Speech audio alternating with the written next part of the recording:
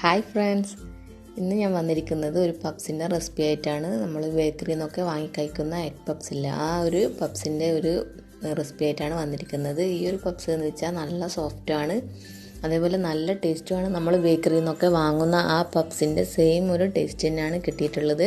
അതേപോലെ നല്ല സോഫ്റ്റും ഉണ്ട്. ഇപ്പോൾ നമ്മൾ ഇഫ്താറൊക്കെ ആയതുകൊണ്ട് തന്നെ നമുക്ക് നോമ്പ് തുറക്കാൻ വേണ്ടിയിട്ടൊക്കെ പറ്റിയ നല്ലൊരു കടിയാണിത്. അതേപോലെ വൈകുന്നേരത്തെ ചായക്കൊക്കെ പെട്ടെന്ന് തന്നെ ഉണ്ടാക്കിയെടുക്കാനും പറ്റും. കുട്ടികൾക്കൊക്കെ ഇഷ്ടപ്പെടുന്ന ഈ ഒരു പപ്സ് നമുക്ക് എങ്ങനെ ഉണ്ടാക്കിയെടുക്കാൻ നോക്കാം. അപ്പോൾ അതിന് വേണ്ടി നമുക്ക് ആദ്യം തന്നെ ഒരു പാൻ അടുപ്പിലോട്ട് വെക്കാം. നമുക്ക് ഇതിനുള്ള മസാല തയ്യാറാക്കണം. അപ്പോൾ അതിലോട്ട് ഞാൻ 2 ടേബിൾ സ്പൂണോളം ഓയിൽ ഒഴിച്ച് കൊടുക്കുന്നുണ്ട്. അതിലോട്ട് ഇഞ്ചി വെളുത്തുള്ളി ചെറുതായി അരിഞ്ഞത് ചേർത്ത് കൊടുക്കുക. പിന്നെ അതിലോട്ട് കുറച്ച് പച്ചമുളകും കൂടെ ചേർത്ത് കൊടുക്കണം.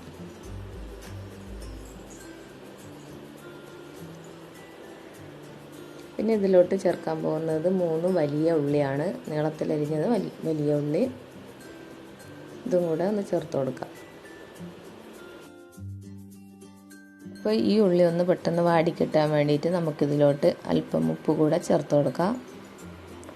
അപ്പോൾ നമ്മൾ മസാലക്ക് കണക്കാക്കിയിട്ടുള്ള ഉപ്പാണ് ഞാനിപ്പോൾ ചേർത്ത് കൊടുത്തിട്ടുള്ളത്. അപ്പോൾ ഇങ്ങനെ ചെയ്താൽ നമ്മൾ ഉള്ളി പെട്ടെന്ന് തന്നെ ഇത് വാടി കിട്ടും.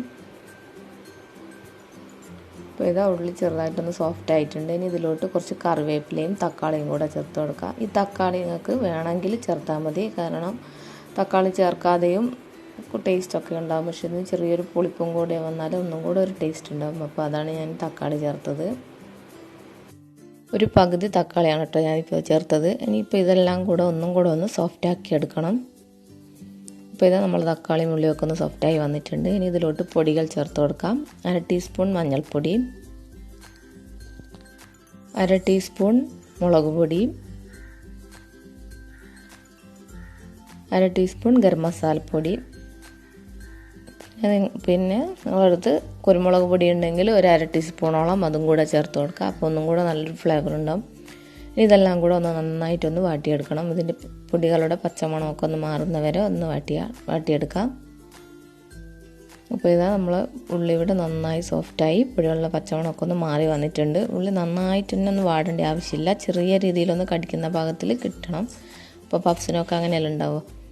അപ്പോൾ ഇതാ നമ്മൾ ഇത് ഒരു പ്ലേറ്റിലോട്ട് മാറ്റിയിട്ടുണ്ട്. ഇനി ഇതൊരു തണുക്കാൻ വെക്കാം. ഇനി നമുക്ക് ഈ പപ്സ് ഉണ്ടാക്കാൻ വേണ്ടിയിട്ടുള്ള മാവ് കുഴച്ചെടുക്കണം. അപ്പോൾ അതിന് വേണ്ടി ഒരു 1.25 കപ്പോളം മൈദ ഞാനൊരു പാത്രത്തിലോട്ട് ഇട്ട് കൊടുക്കുന്നുണ്ട്. അതിലോട്ട് 1 ടീസ്പൂൺ നെയ്യ് ചേർത്ത് കൊടുക്കുക, പാകത്തിനുള്ള ഉപ്പ്, പിന്നെ ഒരു മുട്ടയുടെ മഞ്ഞ. മുട്ടയുടെ വെള്ളം ഞാൻ വേറെ മാറ്റി വെച്ചിട്ടുണ്ട്. ഇത് നമുക്ക് ലാസ്റ്റ് പപ്സിന് ആവശ്യമുണ്ട്. അപ്പോൾ ഇതൊന്ന് മാറ്റി വെക്കാം. ഈ കൈ കൊണ്ട് ജസ്റ്റ് ഒന്ന് ഈ മാവൊന്ന് മിക്സ് ആക്കിയതിന് ശേഷം അതിലോട്ട് അല്പം വെള്ളം ഒഴിച്ച് നമ്മൾ ചപ്പാത്തിക്കൊക്കെ കുഴക്കുന്ന പോലെ കുഴച്ചെടുക്കണം. അതിനേക്കാൾ ഇത്തിരിയും കൂടി ഒന്ന് ലൂസാക്കിയിട്ട് വേണം കുഴച്ചെടുക്കാൻ വേണ്ടിയിട്ട്.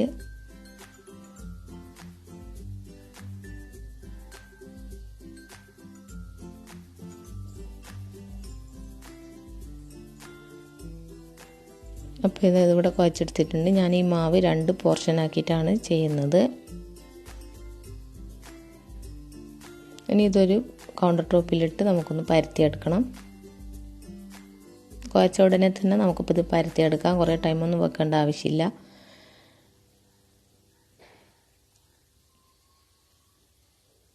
അപ്പോൾ ഇതിവിടെ നന്നായി പരത്തിയെടുത്തിട്ടുണ്ട്. ഇനി ഇതിൽ മുകളിലോട്ടായിട്ട് അല്പം നെയ്യ് ഒഴിച്ച് എല്ലാ ഭാഗത്തും ഇങ്ങനെ സ്പ്രെഡ് ചെയ്യുക.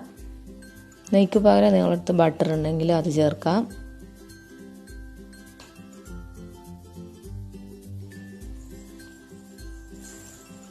എന്നിട്ട് ഇങ്ങനെ മടക്കിയെടുക്കണം. എന്നിട്ട് വീണ്ടും അതേപോലെ നെയ്യ് ഒഴിച്ച് ഇങ്ങനെ എല്ലായിടത്തും സ്പ്രെഡാക്കുക. എന്നിട്ട് വീണ്ടും മടക്കുക. വീണ്ടും ഇങ്ങനെ എണ്ണ ഒഴിക്കുക. അതേപോലെ വീണ്ടും ഇങ്ങനെ മടക്കിയെടുക്കുക. നിങ്ങളുടെ അടുത്ത് സൺഫ്ലവർ ഓയിൽ ഉണ്ടെങ്കിൽ അതും ചേർത്താൽ കുഴപ്പമൊന്നുമില്ല കേട്ടോ. എന്നിട്ട് ഇതൊന്ന് നന്നായിട്ടൊന്ന് പരത്തിയെടുക്കാം. ഞാനിപ്പോൾ ഒരു തവണ മാത്രമാണ് ഇങ്ങനെ മടക്കിയിട്ട് ചെയ്യുന്നുള്ളൂ. ഇത് 2 തവണയൊക്കെ ചെയ്യുകയാണെങ്കിൽ ഒന്നും കൂടെ ലെയറിൽ നമ്മളെ പപ്സ് കിട്ടും. ഞാനിപ്പം പക്ഷേ ഒരു വട്ടം ഇതാക്കിയിട്ടാണ് പരത്തുന്നുള്ളൂ. ഇത് നമുക്കിതൊന്ന് കട്ട് ചെയ്തെടുക്കണം. ഒരു സ്ക്വയർ രൂപത്തിൽ കട്ട് ചെയ്തെടുക്കണം.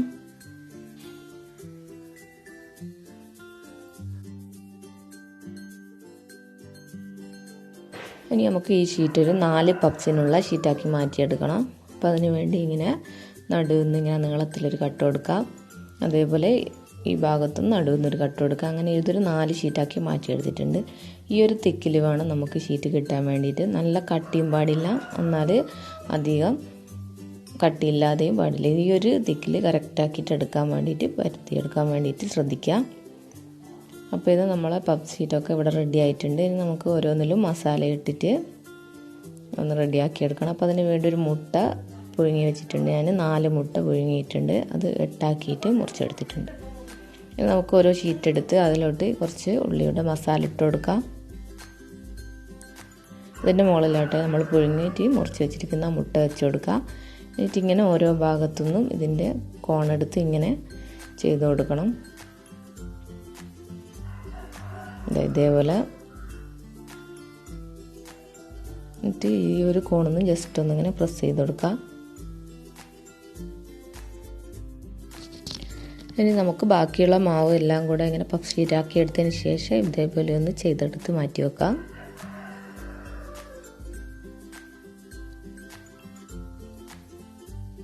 ഇനി നമുക്ക് പപ്സ് ഉണ്ടാക്കാൻ വേണ്ടിയിട്ട് ഞാനിവിടെ കുക്കറാണ് ഉപയോഗിക്കുന്നത്. അപ്പോൾ കുക്കറിലോട്ട് അല്പം വെളിച്ചെണ്ണയോ അല്ലെങ്കിൽ ഓയിലോ എന്തെങ്കിലും ഒരു ഓയിൽ ഒഴിച്ചു കൊടുക്കാം. ഞാനിവിടെ സൺഫ്ലവർ ഓയിലാണ് ഒഴിച്ചു കൊടുത്തത്. അതിൻ്റെ അടിയിലോട്ടായിട്ട് പറ്റി പിടിക്കാതിരിക്കാൻ വേണ്ടിയിട്ടാണ്. കുറേയൊന്നും ഒഴിച്ചില്ല, കുറച്ച് ഒഴിച്ചാൽ മതി. 2 ടേബിൾ സ്പൂണോളം ഒഴിച്ചാൽ മതി.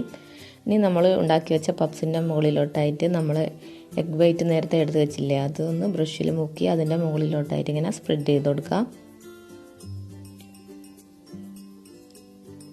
അതിന് ചൂടായ കുക്കറിലോട്ട് ഈ പപ്സ് ഒന്ന് വെച്ച് കൊടുക്കുക. മീഡിയം ഫ്ലെയിമിൽ വെച്ചിട്ട് വേണം ചെയ്യാൻ വേണ്ടിയിട്ട്. അത് വെച്ച ഉടനെ തന്നെ നമുക്ക് ഇതൊന്ന് അടച്ച് വെക്കണം. ഇങ്ങനെ അടച്ച് വെച്ച് മീഡിയം ഫ്ലെയിമിൽ 5 മിനിറ്റ് കുക്ക് ചെയ്തെടുക്കാം. അപ്പോൾ വിസിലൊന്നും ഇത് ഊരേണ്ട ആവശ്യമില്ല, വിസിലോട് കൂടി തന്നെയാണ് വെക്കുന്നത്. അപ്പോൾ മീഡിയം ഫ്ലെയിമിൽ ഒരു 5 മിനിറ്റ്. അപ്പോൾ ഓരോരോ കുക്കറിൻ്റെ സ്ഥിതി പോലെ ഇരിക്കും അതിന് വേവ്. അപ്പോൾ എന്തായാലും നിങ്ങൾ ഒരു 5 മിനിറ്റ് വെച്ചതിന് ശേഷം മാത്രം ഒന്ന് ഓപ്പൺ ആക്കി നോക്കുക. അപ്പോൾ ഞാനിവിടെ 5 മിനിറ്റ് കഴിഞ്ഞ ശേഷമാണ് ഓപ്പൺ ആക്കുന്നത്. അപ്പോൾ ഇതാ പപ്സ് ഇവിടെ ഒരു ഭാഗം നന്നായിട്ട് തന്നെ ആയിട്ടുണ്ട്. അപ്പോൾ ചില കുക്കറൊക്കെ ഉപയോഗിക്കുമ്പോൾ തീ കുറവായിരിക്കും. അപ്പോൾ അതിപ്പോൾ 7 മിനിറ്റോളം വെക്കാൻ വേണ്ടി വരും. അപ്പോൾ എന്തായാലും നിങ്ങൾ 5 മിനിറ്റ് വരെ ഒന്ന് വെച്ചതിന് ശേഷം വേണം ഇതൊന്ന് മറിച്ചിടാൻ വേണ്ടിയിട്ട്. മീഡിയം ഫ്ലെയിമിൽ വെക്കണം, ഹൈ ഫ്ലെയിമും പറ്റില്ല, ലോ ഫ്ലെയിമും പറ്റില്ല, മീഡിയം ഫ്ലെയിമിൽ തന്നെ വെക്കണം. എന്നിട്ട് വീണ്ടും ഇതേപോലെ ഒന്ന് അടച്ച് വെച്ച് വീണ്ടും 5 മിനിറ്റ് വെക്കുക. അപ്പോൾ ഇത് 5 മിനിറ്റ് കഴിഞ്ഞിട്ടുണ്ട്. ഞാനിത് തിരിച്ചെടുത്തിട്ടുണ്ട്. എനിക്കിപ്പോൾ ഇതിൻ്റെ സൈഡൊക്കെ ഒന്ന് വേവിച്ചെടുക്കണം, അത് ക്രിസ്പി ആക്കി എടുക്കണം. അപ്പോൾ അതിന് വേണ്ടിയിട്ട് ഇങ്ങനെ ചെരിച്ച് വെച്ചിട്ട് നമ്മൾ പപ്സിൻ്റെ 4 ഭാഗവും ഇതേപോലെ ഒന്ന് ചെരിച്ച് വെച്ചിട്ട് കുക്ക് ചെയ്തെടുക്കണം.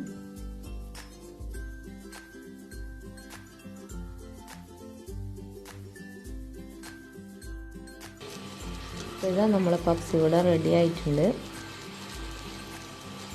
എല്ലാ ഭാഗവും ഇങ്ങനെ തിരിച്ചിട്ട് 4 ഭാഗവും ഇങ്ങനെ ചെറിയ രീതിയിലൊന്ന് ചോപ്പിച്ചെടുക്കാൻ വേണ്ടിയിട്ട് ശ്രദ്ധിക്കണം, അല്ലെങ്കിൽ ഒരു മാവിൻ്റെ ഒരു പച്ചച്ചോയ ഉണ്ടാവും. വലിയ ജോലിയൊന്നുമില്ല, അത് പെട്ടെന്ന് തന്നെ കഴിയും. അപ്പോൾ നിങ്ങൾ ഇങ്ങനെ കാണുമ്പോൾ വിചാരിക്കും വലിയ ജോലിയാണെന്ന്, അത്രയൊന്നുമില്ല, ഈസി തന്നെയാണ്. അപ്പോൾ നമുക്ക് ടേസ്റ്റി ആയിട്ടുള്ള പപ്സ് വീട്ടിൽ തന്നെ തയ്യാറാക്കാമല്ലോ അപ്പോൾ ഇങ്ങനെ ഒന്ന് ചെയ്താൽ. ഇതൊന്ന് മാറ്റി വെക്കുക. ഇനി ബാക്കിയുള്ള പപ്സും കൂടെ ഞാൻ ഇതേപോലെ ഒന്ന് ഫ്രൈ ചെയ്തെടുക്കുന്നുണ്ട്.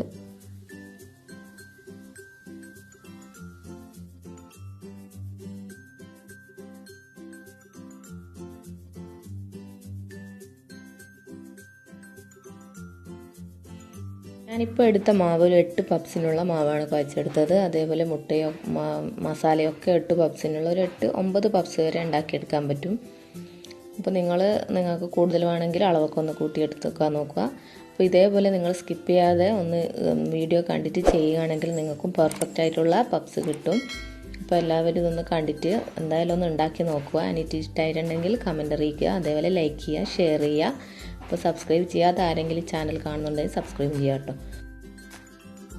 അപ്പോൾ അടുത്ത വീഡിയോ ആയിട്ട് കാണാം. Thank you.